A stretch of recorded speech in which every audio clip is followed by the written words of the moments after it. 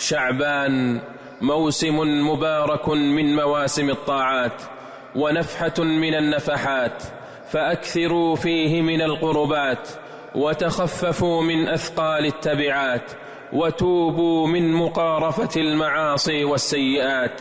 شعبان توطئة لشهر رمضان، شهر الصيام والقيام، فهو مقدمة لركن من أركان الإسلام، وهو من رمضان بمثابة السنن الرواتب من الفرائض، تجبر الخلل وتكمل النقص. شعبان شهر الاستعداد والتأهب وتدريب النفوس وتمرين الأبدان وإصلاح القلوب، فالارتياض يخفف المشقة ويزيد من النشاط والقوة ويعين على تذوق حلاوة الطاعة ولذتها. فالاجتهاد في شهر شعبان هو سبيل معين للاجتهاد في رمضان.